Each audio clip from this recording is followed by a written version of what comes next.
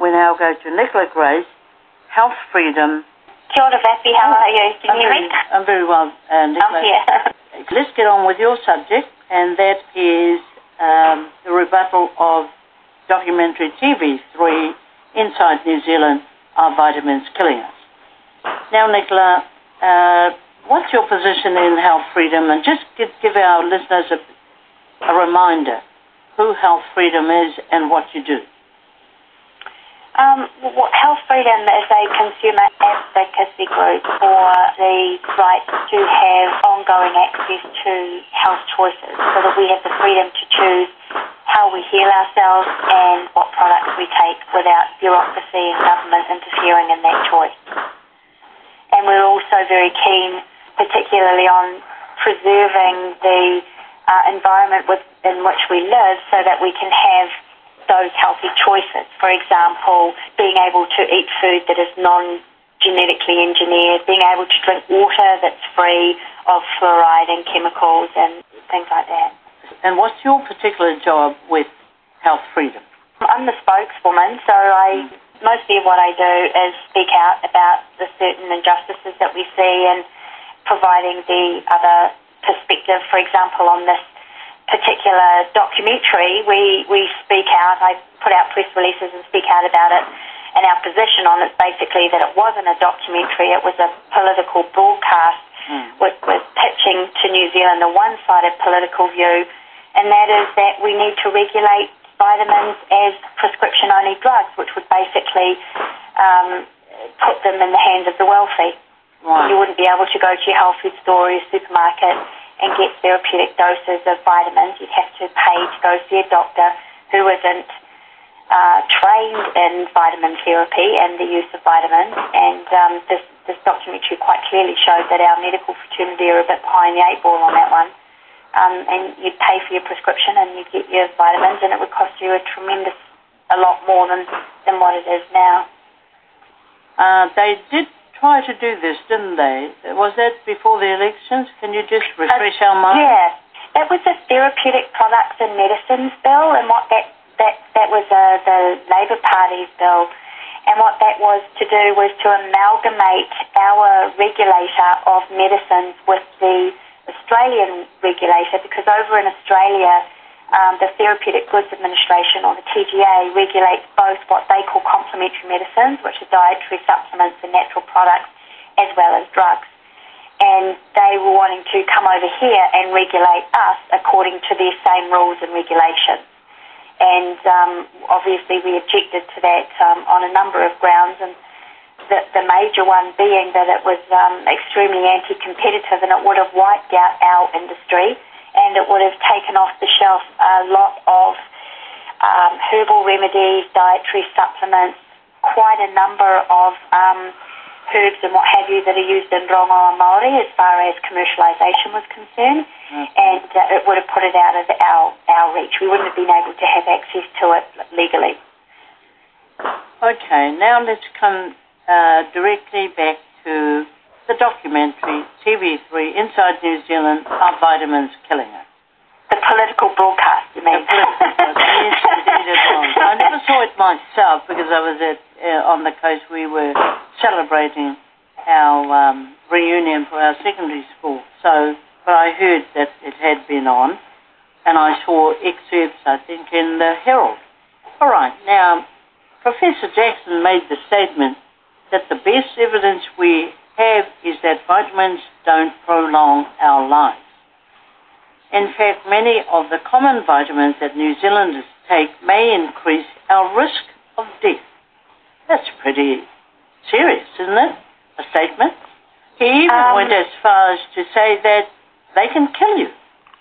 What is the best evidence that he has, that he was referring to? Well, that was one of the problems that we had with the program, is there was no evidence presented at the time that such an outrageous claim was made, which means that it was misleading, and in that respect it could also be alarming, and therefore it breaches broadcasting standards. Into the program, what they quoted, just sort of like under the breath, was what was called the Cochrane Report, and they said that it was a recent study in 2008, and that's inaccurate. It was actually published in 2007. And so if he was referring to the Cochrane collaboration, that actually isn't scientific evidence. It was a meta-study that was done over a number of studies on vitamins, and it included 67 studies. Now, the problem with that is that of all of the data and all of the studies that they could take, there were about 815 that were considered, and they decided to take out 747 studies, which meant that only 9% of what they could have available to include in their analysis was included. So when Professor Rod Jackson said that's the best evidence we have, 9% is hardly what we would call the best evidence. No. Secondly, in that 9% of studies, particularly on the vitamin E study, a lot of them were taken on severely ill or chronically diseased people, some of them even terminal. Oh, right. Yeah. So they were already dying anyway. They were already dying anyway, and there were the doctors that did the vitamin E study had said that when they read the Cochrane report and they read the doctor's interpretation within that meta-analysis, did not agree with the findings of their own study, because they said, well, we did this on terminally ill people for 6 weeks only, so you can't conclude anything. So when they say they can kill, it's like, well, if you're giving them to terminally ill people and, one of them dies, was it because they withdrew the vitamin E? Was it because they were terminally ill? I mean, you can't conclude that. So they kind of twisted that, and that was extremely misleading, because now there are some people who aren't independently informed who actually think that vitamins can kill you, and it's completely factually not true. Well, there is no evidence to prove that whatsoever. To use terms like that, kill, was alarmist. It's very, very alarming. I mean, it's so alarming. My brother was, he said to me, so there we are. We've got the evidence now, vitamins kill. I was just taken aback. Okay, the latest research tells us that high levels of two vitamins, A and E, but also possibly C, are dangerous when taken in excess. Is this true? That's what he said.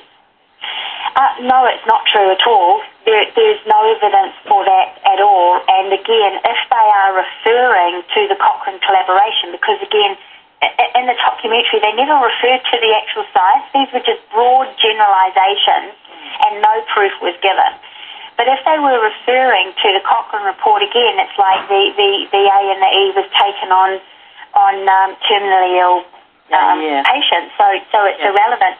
And as far as the vitamin C is concerned, within the meta-analysis, there was absolutely no conclusion drawn on any of the vitamin C analysis that they did. So that's just getting pulled out of the air.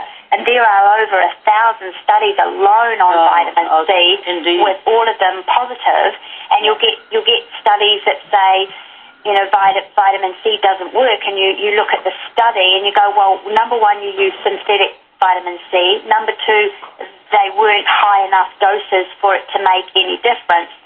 And sometimes it could even be genetically engineered. So you see, the study is set up to prove what it is they want to prove, rather than to find out what the truth is.